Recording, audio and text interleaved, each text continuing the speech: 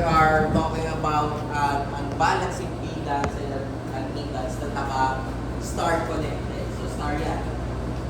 Pag sinabi mong star, that is Y. Pwede natin sabihin na ang aking line A, line B, and line C is equal to its equivalent components. Zero sequence plus positive plus negative sequence. Now, tatanggalin ko yung linya na yon. Kukunin ko yung part na yon. Pag kinuha ko yung part na yon, ito lang yon. So, IC, IB, and IA. So, balikan lang natin yung sinolve natin dito, di ba? Zero sequence plus positive plus negative sequence. Then, yung IB natin, ganun rin. Zero sequence, positive, negative. Pero may A squared sa kami A. Then, yung aking IC, zero sequence, positive and negative, ito naman yung A at saka A squared.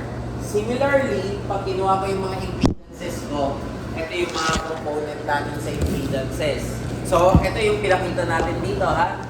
So, nire-refresh ko lang. Z0 is actually ZA plus ZB plus ZC divided by 3. Z1 is 1/3, ZA plus AZB, A squared ZC. And Z2 is 1/3, ZA plus A squared ZB plus A ZC. So, refresher lang yan ang impedances. Now, yung components naman ng current natin, kung i-express natin in terms of voltage or in terms of impedances, could be as follows. E0 is equal to I0 Z0 plus I1 Z2 plus I2 Z1. E1 is I0 Z1, I1 Z0, I2 Z2, and E2 is 1/3. Yung gano'n, yung voltages, I0 Z2 plus I1 Z1 plus I2 Z2. Okay. Papakita natin mamaya. So, pwede ko bang buray na to? Yan lang yung kailangan yung tandaan ng formula. Pero medyo magbabago yan. Paano magbabago yan? Okay, let's assume that yung connection natin is Y.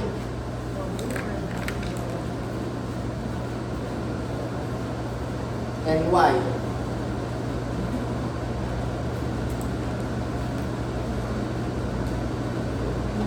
Okay. So Y to Y. Okay. Pag Y to Y, yung una nating assumption is balance source and balance load. Anong mangyayari pag balance source and balance load? So, pag balance source and balance load, let's assume this is EA, EB, EC, ZA, ZB, and ZC. Okay. So, assume natin balance source and balance load. Open Y, ha? Open Y tayo. Una natin tatandaan, zero sequence is 0. Kahit anong mangyari yan, palaging 0 yan. Kasi open Y ka. Wala kang neutral current. Balance source. Ano meron sa balance source? Zero sequence and negative sequence is 0. So wala na tayo niyan. Punta tayo sa kabila. Sa impedance, ano mangyayari dito? Positive sequence and negative sequence is 0.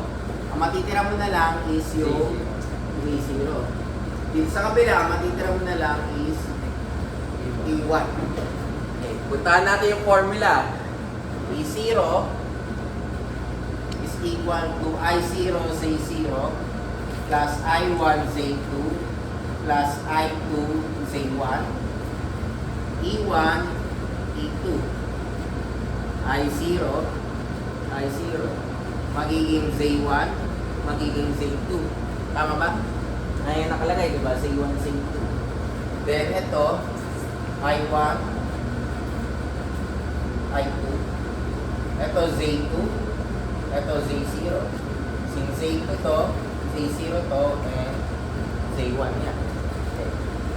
Pag-balance load lang. Ha? Pag-balance load lang. Hindi. Yan yung general formula natin ng pagkuha ng voltage in terms of symmetrical components. Sabi natin, I0 is equal to 0. Ano mangyayari? Lahat to, mawawala.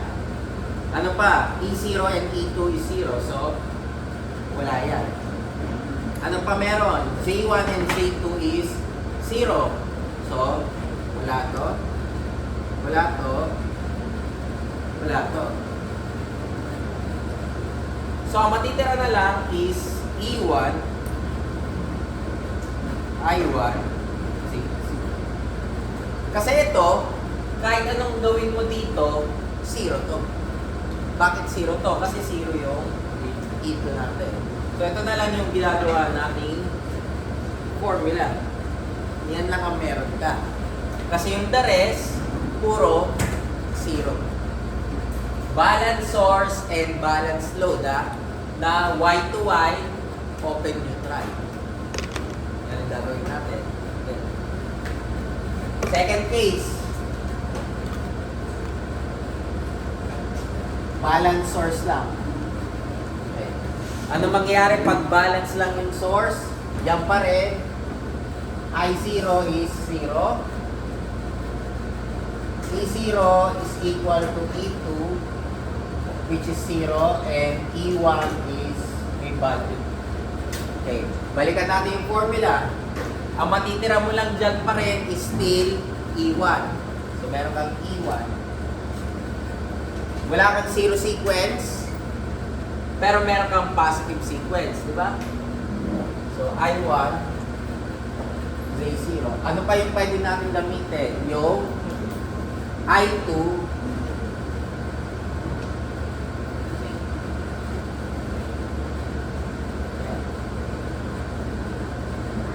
yan na lang yung meron ka.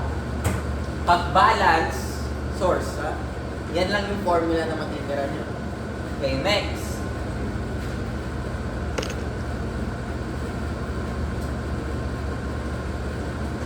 Balance load naman. Okay. I0 is equal to 0. And J1 is equal to J2 is 0. J1 is equal to blank. Okay.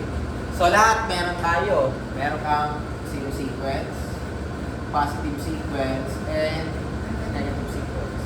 Pero wala kang mga zero sequence ka rin. So ano matitira lang? I1, Wala kang Z1 saka Z2. So 0 yon. So ito magiging 0. 0. Punta tayo sa pangalawa. I1 say 0. And doon tayo sa pangatlo. I2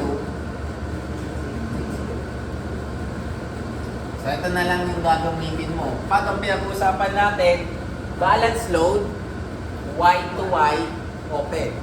Okay? So derive pa tayo, derive pa ako formula.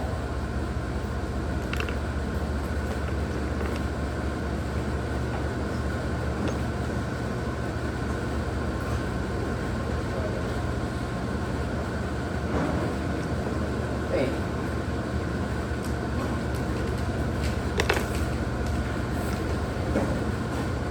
Lagyan natin ng neutral.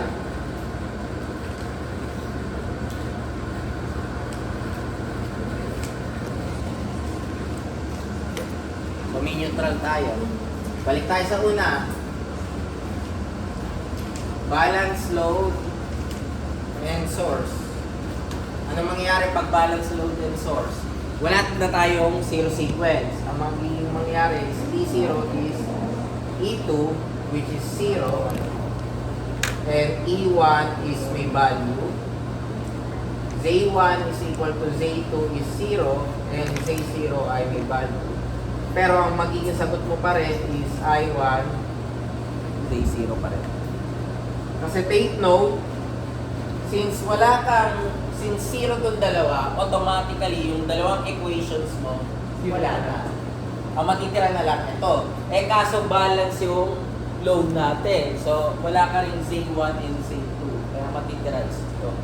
So mapa Y open or Y with neutral, As long as balance source and balance load, direct ka lang. Okay, next. Balance source. Okay, kung balance source, ang meron lang tayo, E0 is equal to E2 is 0 and E1 is equal to blank. So, with that in mind, E1 is equal to I0 Z1 plus I1 Z0 plus I2 Z2.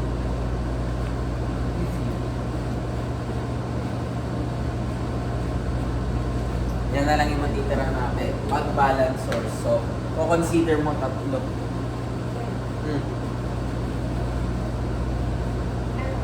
Okay na? Okay, then yung uli, balance load. Okay, pag balance load, Z1 and Z2 is 0. Z0 ay may makuha tayong value. So with that, balik tayo dito sa E0. So wala na, matitira na lang dyan would be E0 is equal to I0, Z0. E1 is equal to I1, Z0, and E2 is equal to I2, Z0. Ano ang ginawa lang natin? Ano yung kailangan yung tandaan ng formula? Isa lang. Yung tatlong yan lang. I0, Z0 plus I1, Z2 plus I2, Z1 kung zero sequence voltage.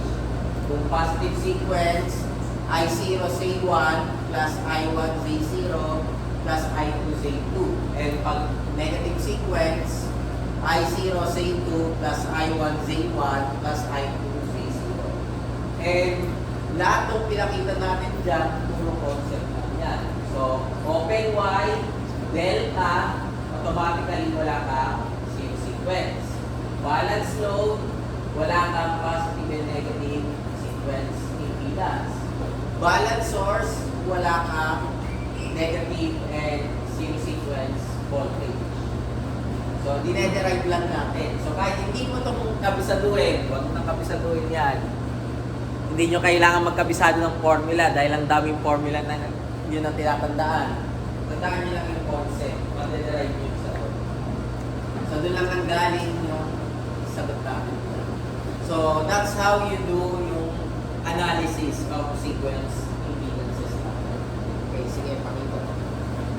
Meron rin tayong tinatawag ng mutual impedances, but this is just for additional information kasi minsan lumalabas din sa board exam. Pero for this case, kailan ba nagkakaroon ka ng mutual impedance? Nangyayari lang yung mutual impedance pag may mga inductor ka. Balikan lang natin electromagnetism, diba?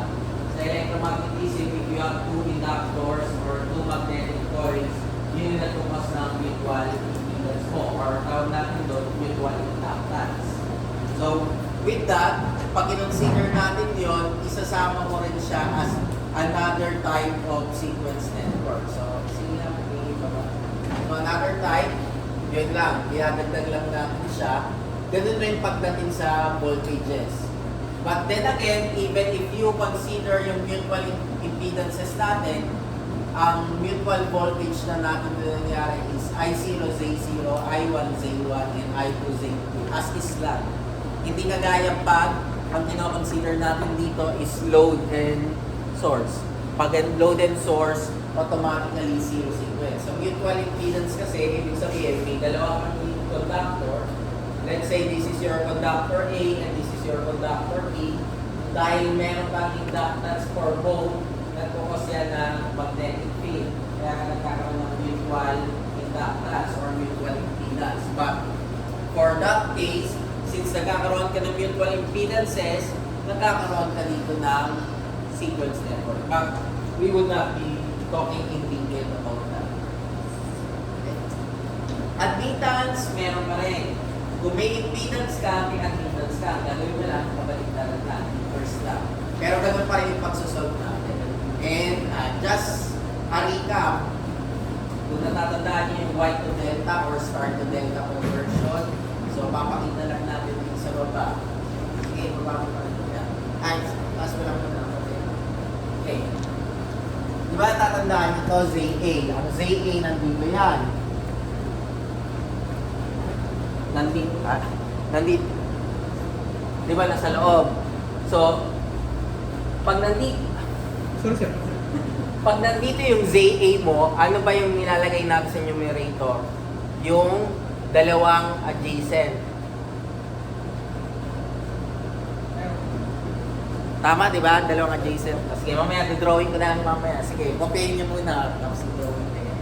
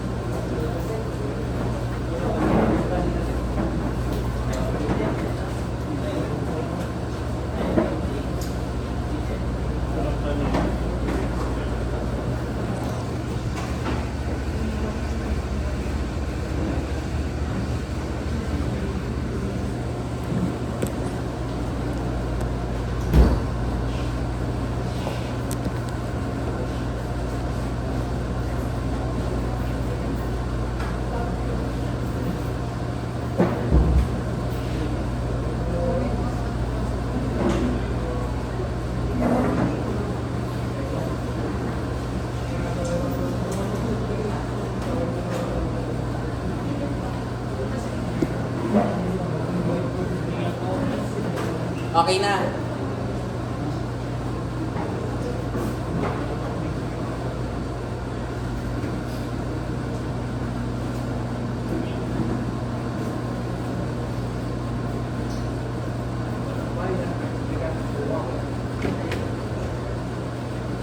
Okay, balikan natin yung inyong circuits 1, ha?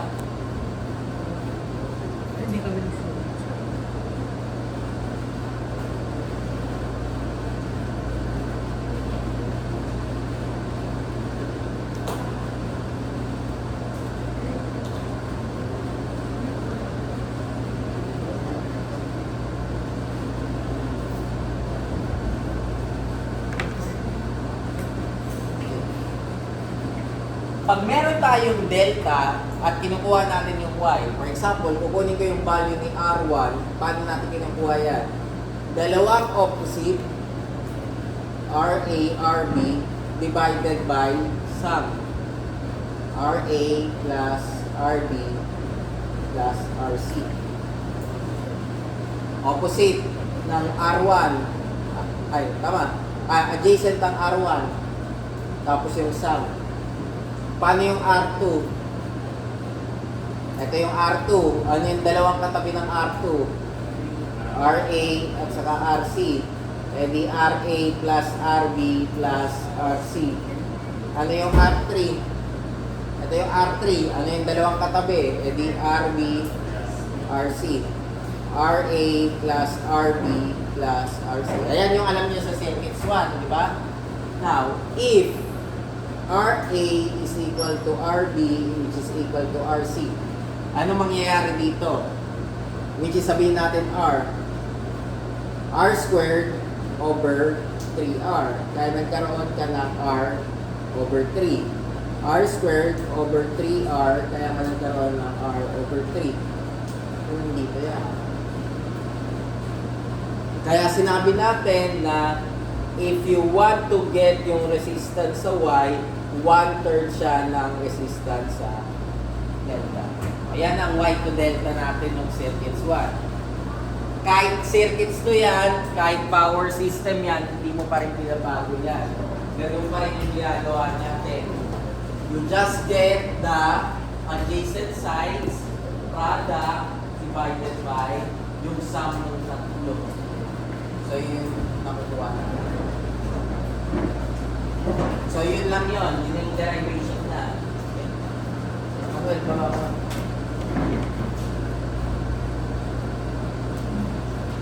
Then, ganun rin, pag kinuha mo yung reverse transformation.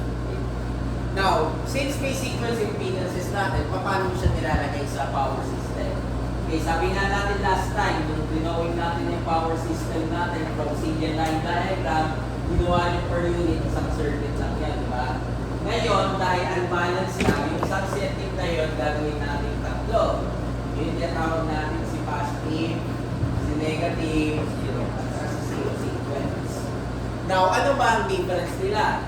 Ito lang yung kailangan ng tandaan.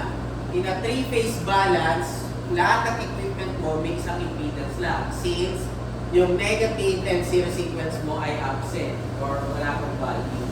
Yun yung lang yung tatandaan. Pangalawa, sa three-phase unbalance, lahat ng equipment mo, mapag-transformer yan, generator yan, motor yan, transmission line yan, capacitor yan, inductor, ay may tatlong value. Si positive impedance, si negative impedance, saka si zero sequence impedance. Tatlo na kaagad yun. And usually, sa positive and negative sequence, equal siya. Sa zero sequence lang siya nagbabago pagdating sa synchronous and induction motors mo. And lastly, ang zero sequence mo ang nakadepend sa zero sequence current natin. So yun lang yung mga information na kailangan tandaan. Maya-mayang konti, papakita natin kung ano yung equivalent niya na drawing. Okay. Pakihin ka ba? Okay. Sige, baba mo lang. Ano lang yun? Hindi, sige, taas mo lang konti yun. Nakalagay dyan, yung negative sequence natin, kaparehas ng power system ng positive sequence. Kukopyahin mo lang, as is. Ano ang mag-iiba lang sa kanila? Walang sources yung negative sequence. Tatanggalin mo yung mga voltage source at sa mga current source. Matigil lang sa'yo purely impedances. Ang zero sequence naman, yun yung kailangan mo i-consider yung mga parameters. Okay. So, sige, i-zoom up kayo. So, butas mo. Okay, puntahan natin yung synchronous and induction motor. Pakiclick.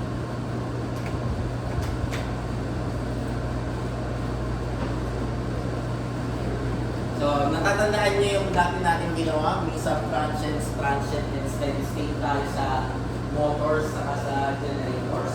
So, babalikan natin ulit yun. Lahat ng impedances mo, mapasab transient, transient, or steady state, pwede mo gamitin as positive sequence. Ang mangyayari lang is kung anong time period ka. Kung ang sinusolve natin is transient period, transient siya. Kung sub-transient, sub-transient siya. Steady state, steady state. Para sa positive sequence. Pagdating sa negative sequence, kahit anong period ka, ang palagi mo kino-consider is sub-transient. Palaging sub-transient. Okay? And lastly, sa zero sequence, ang kino-consider natin is leakage reactance mo, XL. Hindi siya yung XD natin. Pero, kailangan yung tandaan na minsan, yung mga motor natin, di ba nakikita yung mga symbol sa motor may Y, grounded, Y resistance grounded, Y solidly grounded, etc. Pag meron ganun parameter, nagdadagdag tayo ng sa zero sequence ng ZE, which means impedance to earth. So ito, imbis na JXL lang, magiging class 3 ZE. Assuming na meron kang impedance sa Y. Pag wala kang impedance sa Y, hindi ka-cancel. Okay? Then, ito yung ating equivalent node, generator. Pag kinonvert ko to into sequence network,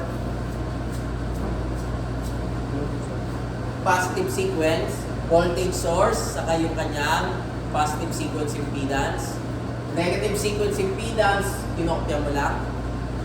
And zero sequence, which is yung aking zero sequence plus yung earth. So yan yung equivalent circuit natin. For synchronous machines. Okay, pakipap. Sige, baba ko. Sa induction motors, machines, ina-explain lang natin yung kung anong ginawa mo sa generator. Sige, pakipap. Punta tayo sa kasunod na element natin.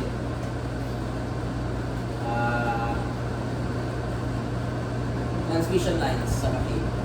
Okay. Sa transmission lines sa cable, positive sequence and negative sequence is always equal. nagkakaroon ka lang ng pagbabago sa zero sequence. So, medyo hindi nyo pa maintindihan yung concept na to dahil pag-aaralan pa natin yan sa transmission. But, pinapakita lang dito sa proving, gumamit tayo ng formula sa electromagnetism sa pagkuha ng flux as well as yung current natin. And alam naman natin ang neutral current is zero sequence.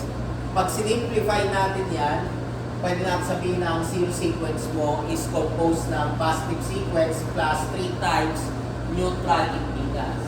Kasi ang ating transmission line is always Y connected. Bihira ka makakita ng transmission line na naka-delta. Okay ba? So, dito na tayo sa pinakamaakti sa lahat, yung transformer. Okay. Sa transformer, wala kang problema sa value. Positive, negative, and zero sequence ay equal. Ang problema mo lang yung itsura niya pag dinawin mo sa diagram. Pag zero sequence. So, pag Y to Y ka, makikita mo na yung primary at saka secondary mo ay open. Kumbaga nakalutang yung inductor mo. Okay. Pag Y grounded to Y, may connection tayo sa primary, open tayo sa secondary. Pag binaligtad ko to, ginawa ko itong Y grounded, sa secondary ako may connection. Okay. Then, Y grounded to Y grounded, connected sa both sides. Y grounded delta, makikita mo na renown natin to. Pag ito naging delta Y grounded, sa secondary naman tayo mag-ground. And lastly, pag Y to delta, open lang siya. Take note ito ay Y, ito Y grounded. Pag grounded, papuntang reference. Ito open, kaya open na rin. And lastly, yung delta and delta natin, both primary and secondary is open. Then, parehas mo siya ginaground. Okay. 2YT. Meron rin tayong 3YT. Sa 3YT, ganun pa rin, pero i-drawing natin as this one. Then, depende sa connection. For example, Y, delta, Y. Ibig sabihin, primary, tertiary, secondary. Since parehas Y ito, makikita mo parehas open ka sa primary and secondary. Yung tertiary natin, which is delta, dapat i-connect mo siya sa reference. Yan mo to, Y, delta, Y grounded. Y to, ibig sabihin, open. Delta to, so i-connect mo pabalik sa reference. Y grounded, may connection. At tandaan nyo, sa 3YT, Y grounded, ikakabit mo. Delta, ilalagay mo sa reference. And Y, naka-open. So, succeeding examples. Y delta delta, open, connected, connected sa reference. Pero sunod na lang open. Ha? Open to. Pero kumbaga, kinabit mo pa siya sa reference. Y grounded, delta, Y grounded. So, connected, connected, babalik sa reference. Y grounded, delta, delta. So, pareha sa delta, connected. So, tatandaan niyo lang yun. Y grounded, may connection. Delta, babalik mo sa reference. And Y is open. And lastly, Y grounded. Okay. Sige, ibaba ko pa. Then, let's go back. Yung huli natin na element would be the load. Static loads. Sa loads, walang problema. Kasi ang zero sequence mo, as long as ang connection mo is Y grounded, may connection ka papunta sa ground ng zero sequence. Pag ang connection mo ng load is delta, yun ay open. Pag nakalutang yung impedance mo. Pero hihira ka magkaroon ng connection na open. Okay. So yan. Sige, iba ko na. Para mas madaling intindihan, hindi magdo-drawing tayo. So, puro drawing lang ang gagawin natin today.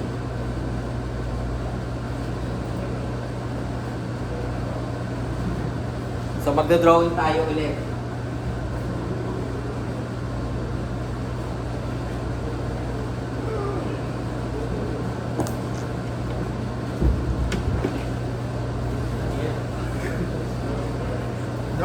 lang yan. Drawing. Okay, number 1. Yan yung single line diagram natin. So may mga connection ka na, may resistance grounded ka, yung isa Y grounded lang, tapos 3 winding, 2 winding, may dalawang transmission line, transformer na Y to delta, then Y grounded na machine. So ano yung positive, negative, saka zero sequence. So start tayo sa positive sequence. Siyempre ito yung pinakamadali sa lahat, yung positive.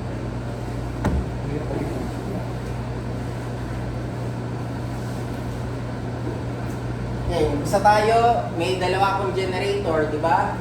So, dalawang generator. Parehas sa ground. Pagtapos ng generator, yung kanyang reactance. Okay, then, naglagay ako ng papuntang transformer.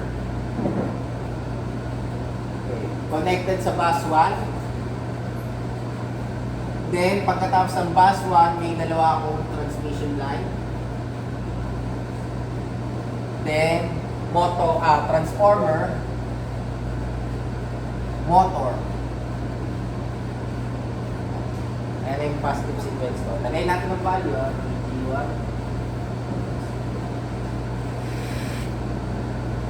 Transmission line.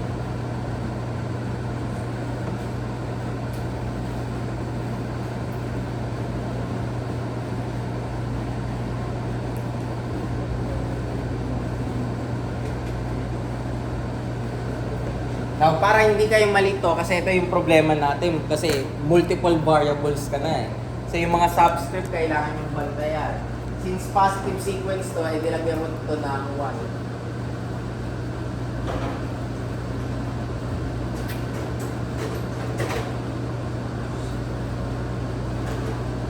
Para nag-i-indicate na positive sequence network. Okay, kung tayo sa kasunod, negative sequence daw. Ang sabi natin, ang positive sequence saka negative sequence, kokopyahin mo lang. Ang mawawala lang yung mga bilog. Source. O yung mga source. So pag linawin ko,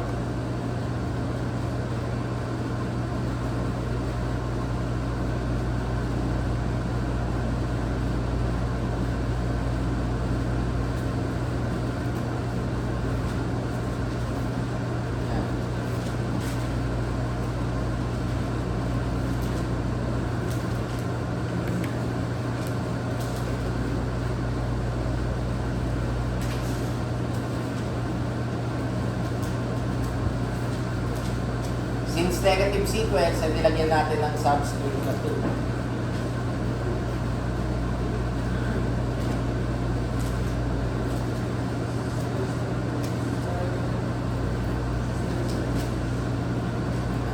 Ayan na yung negative sequence natin. Okay, and then yung last, ha? Same lang. Sabi ko ako, kopyahin mo lang. As is, kopya. Maliban sa source. Wala lang yung below.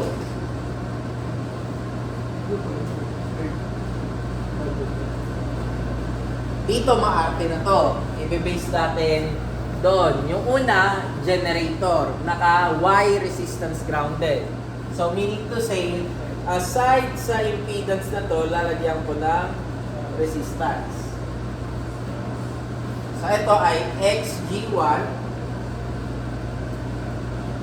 zero sequence. Ito ay 3 RG, resistance to ground. Next, pupunta tayo dun sa connection natin. So, open yung primary ko, yung secondary ko na transformer pupunta ng ground. Primary to eh. Tapos ito yung secondary, di ba? XT1 zero sequence. Okay, punta tayo sa pangalawang generator, yung nasa baba.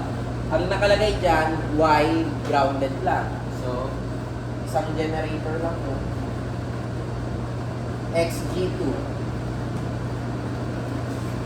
zero sequence. Then, connected siya into a 3 winding transformer. So, 3-winding transformer.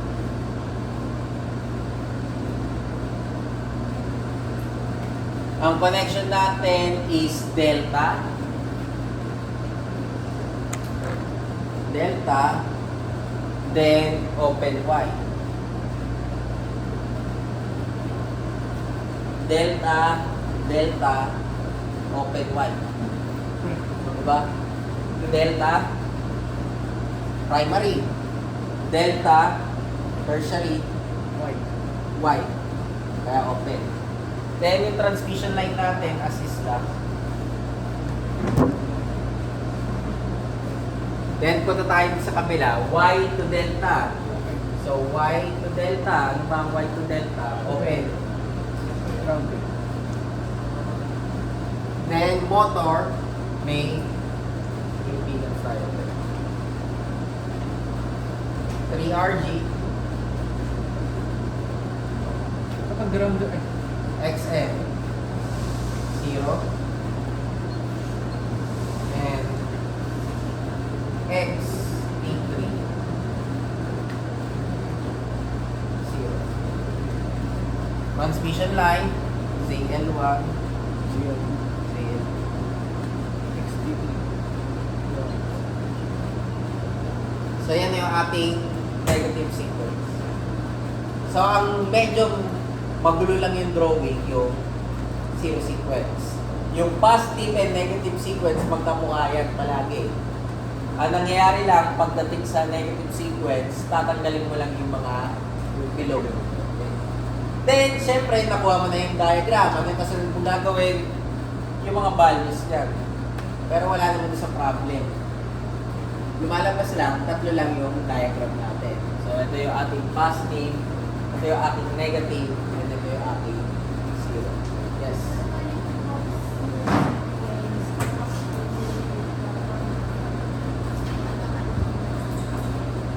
Depende. Depende sa connection mo ng generator. Palagi naman ang generator mo is Y grounded or Y solidly grounded, Y resistance grounded, or Y impedance grounded, or Y reactance grounded. Palagi siya nakakonect sa reference. Bihira ka magkaroon ng generator or motor na naka-delta. Pag naging delta yan, open yan. So ano yung ibig sabihin pag open? Di, ganyan, nakalutang yung impedance mo, hindi siya nakakapit.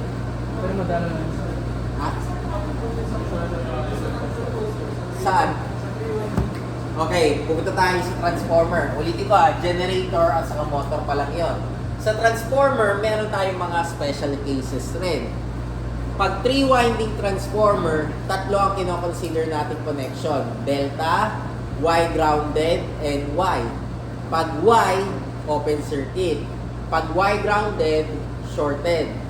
And pag delta, ibabalik mo siya sa reference. Kaya makikita nyo dito, delta, bumabalik sa reference.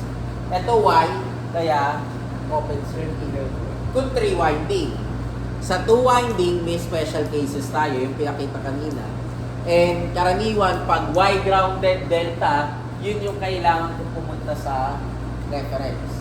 Pag Y grounded, both primary and secondary are connected.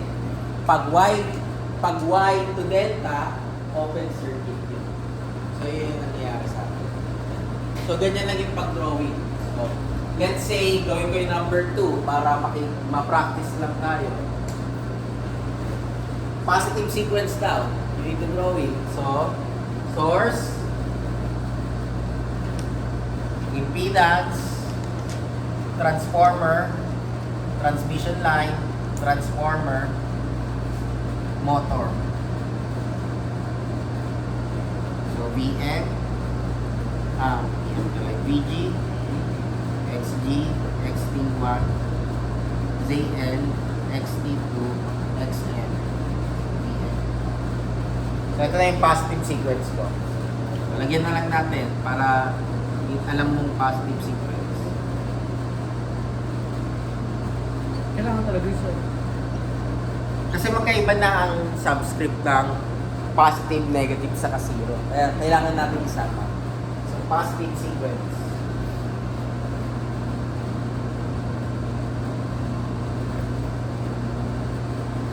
Okay. Gawin natin negative sequence.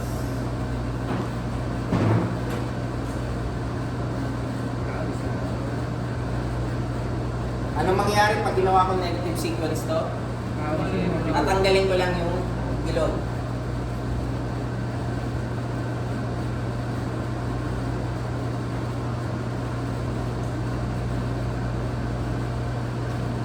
XD, XD1, XD10, XD3, XD. And negative sequence.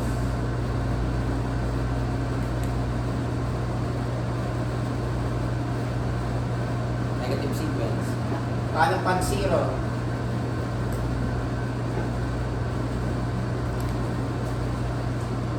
Check ko yung signal line. Ano yung nakalagay dito? Y may inductor. So, reactance grounded. So, lalabas. Dalawa siya. XG. Saka 3R. XG. XG. Baguhin natin. Gawin yung capital. Generator. Next, delta, Y grounded. Open ako sa primary, yung secondary ko is connected.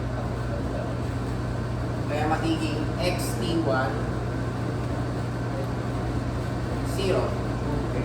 Transmission line as is ZL. Y grounded delta. So primary naman tayo. Secondary is open. XT2. So yung sa XT1, sir, hindi ba? May 3XG. Ha? Sa XT1 po. Wala. Wala naman nakalagay. Ay, okay. Magulit Wala lang. nakalagay. Magulit lang. And lastly, yung motor, Y.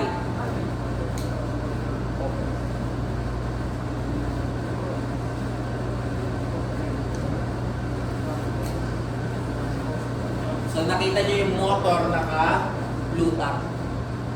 So yan lang yung kailangan yung tandaan. So medyo magulo yung zero sequence kasi yung zero sequence maarte yan. Kailangan yung pag-aralan yung sa winding connection ng transformer and generators. So makita nyo dito dahil Y yung motor ko, open siya. Pero kung ginawa ko itong Y grounded, connected to that. Okay. Pag delta, open pa rin. Kasi ano ba ang meron sa delta? Wala tayong neutral current or wala kang zero sequence. Wala talaga. So, ibig sabihin, pag nag-solve ka ng problem, mahirap wala kang zero sequence impedance ng motor. Kaya ayaw natin nag-unbalance. Kasi pag nag-unbalance, lumalaki yung balance. Sige, copy nyo muna yung 1 and 2. Yes. Ano ang policy ng delta Y grounded?